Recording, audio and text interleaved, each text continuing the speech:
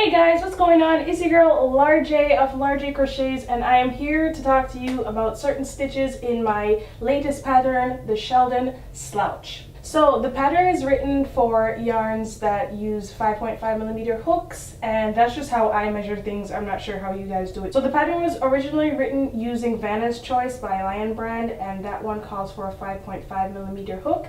And so I worked the brim with a 5.5mm hook, and then I used a 6mm hook for the body. Then I later on developed this beautiful, I think it's beautiful. I later on developed this with the Karen X Pantone yarn, and I used a 5.75mm hook for the brim and a 6.5mm hook for the body of the hat. And I think that's really important to note because that's how you get like the slouchy vibes, and that's how you make sure that your brim is nice and tight. So for today, I just wanted to go over how I do the slip stitch to join the brim together, and I also want to show you exactly how I do the ferrule stitch because I know that I'm the only person who does it like that. I feel like I'm the only person who does it like that because everybody else, when I see their ferrule hats, their V's come apart when you stretch the hat, and I don't think that's cute. So I do it a special way so that the V stays together, and I want to show you exactly how that is done. Alright, so as you can see here, I just made a few rows just for demonstration purposes, and I am going to join these two ends together with a slip stitch. So I fold it in towards each other. One end should be on this side, and then the other end should be down this way, and then you fold it in. So I insert my hook right here. I hold my hook funny, please don't judge me. And then I count 1, 2, 3, 4, 5, 6, 7, 8, 9, 10. And I insert that here, and then I pull through, and you just slip stitch all the way down. So when I reach the end, I just kind of tuck the loose one down here so that it doesn't get in my way, and then I chain one, and I usually work on the bottom. So there's one here, I go to the second one right here, and I just do my SC there. That's 1. So every even number is going to take place on the stitch that looks like this here. I hope that you guys can see. Let me see if I can come a little closer for you. Yeah, so that's going to be taking place here. So this is where all the even number stitches are going to take place, right at the top here. So that's 2, and then the bottom, the second one, 1, 2, go under here, and then number 4, you do this stitch here. If you find that this is a little bit difficult to do, you can use a smaller hook, but just work very loosely because you don't want to make this tighter than the rest of the brim. But I always use my smaller hook for this. And you just go all the way around. I usually leave this last stitch out because it's just not necessary. So always make sure that you end on your even number, as you should anyway. And you're not going to slip stitch here. You're not going to join.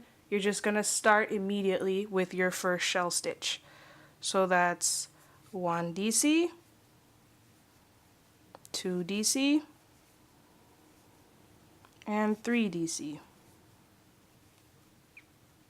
So now we're going to start with the ferrule stitch. You're going to hold your yarn like so, and you're going to skip 1 SC and then put your hook through the next SC, yarn over, pull up a stitch, and twist the stitch. That's my secret. You twist it like that, and then you yarn over color A, pull through both, and then tug on this so it's nice and tight. Then we're going to do our next shell stitch. You skip 1, work in the next one, 1 DC, 2 DC, 3 DC. And then you skip 1 SC, go to the next SC, and make sure that you select the proper end of the yarn. Yarn over color B, pull through the stitch, twist the stitch, yarn over color A, pull through both color B and color A, and then pull tight. And then you just keep going round and around.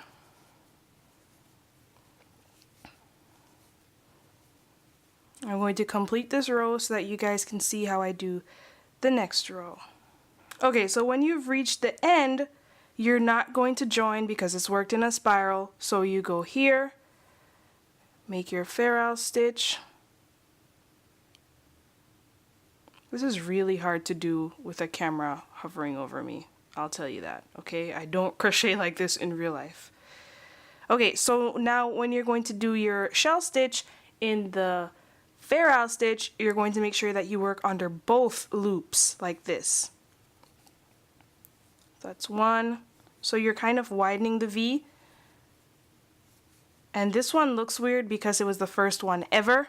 And all of your first colors will look this strange. You just have to make sure that you pull the string tight on the underside so that it stays tight.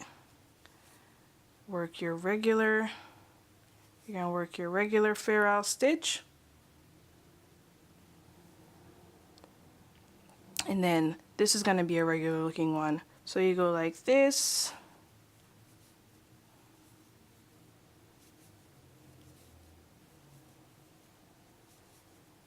And this is how you do it. I mean, I think I've said everything that needs to be said. It should look just like this. This looks funny right now, but when the hat is done, it's going to look bomb. Alright guys, so I hope that that was really helpful. If you still have any questions about the pattern, please feel free to message me, email me, DM me, whatever you need to do.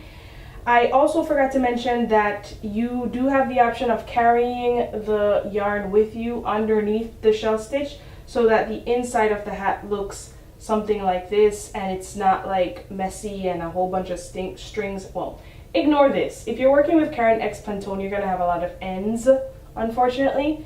But yeah, I feel like this is a neater look than if you were to not carry the yarn under the stitch. I probably confused you even more just now because I'm really bad at explaining myself.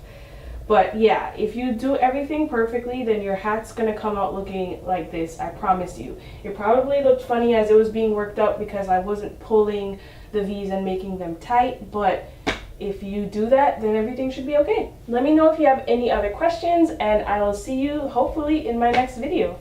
Bye!